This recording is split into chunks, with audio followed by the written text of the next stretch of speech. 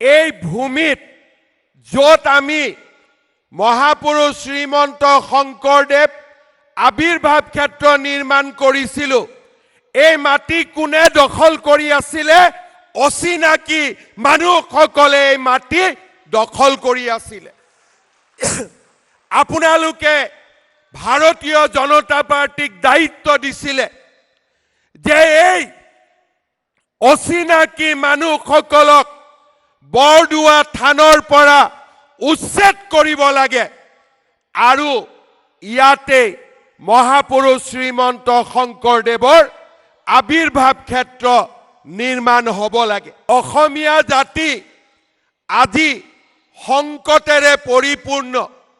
চাৰিওফালে আমি এছাম মানুহৰ দ্বাৰা পৰিবেষ্টিত হৈ আছো, যিসকলে শংকৰ আৰু মাধৱৰ জীৱন দৰ্শন বুজি নাপায়।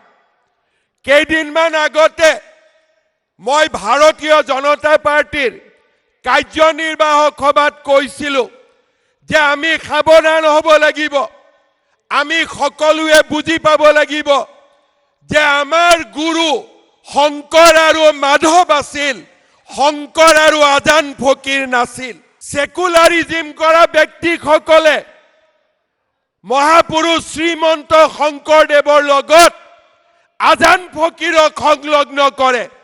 মই তেওঁলোকক সোঁৱৰাই দিব খোজো, মহাপুৰুষ শংকৰদেৱ আৰু মাধৱদেৱ আমাৰ গুৰুজনা, তাৰ লগত আন কোনো নামৰ সংলগ্ন কৰা নহ'ব, আন কোনো নাম জড়িত কৰা নহ'ব।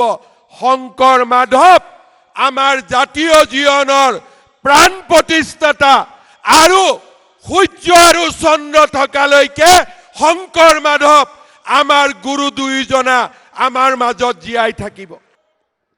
যে বিকাশৰ লগে লগে আমাৰ জাতিৰ পৰিচয়ও থাকিব লাগিব, জাতিৰ অস্তিত্বও থাকিব লাগিব। যদি জাতিৰ পৰিচয় নাথাকে বিকাশৰ কোনো মূল্য থাকিব নোৱাৰে।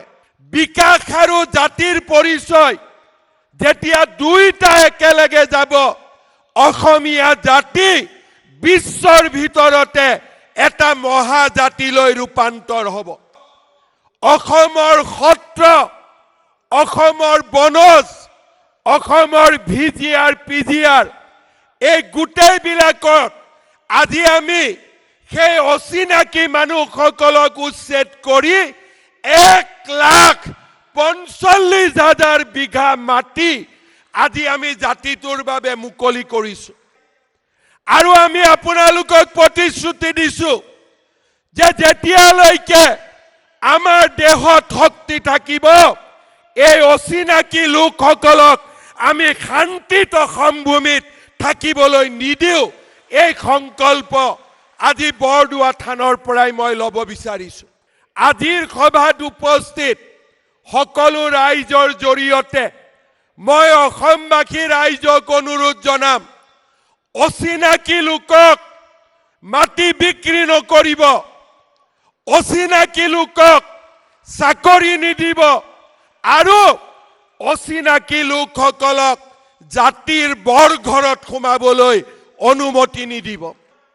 আজিৰ এই সভাতে মই সকলো অচিনাকি লোকক আহ্বান জনাম যে যিমান পাৰে সোনকালে আপোনালোকে সত্ৰৰ পৰা আঁতৰি যাওক, আমাৰ ফৰেষ্টৰ পৰা আঁতৰি যাওক। চৰকাৰে কাকো ৰেহাই নিদিয়ে, এই কথা আপোনালোকে মনত ৰাখিব। এতিয়া জাতি জাগিছে, জাতি জাগিব আৰু এই জাতিয়ে শংকৰ মাধৱৰ প্ৰেৰণাৰে এই জাতিক মহাশক্তিলৈ ৰূপান্তৰ কৰিব।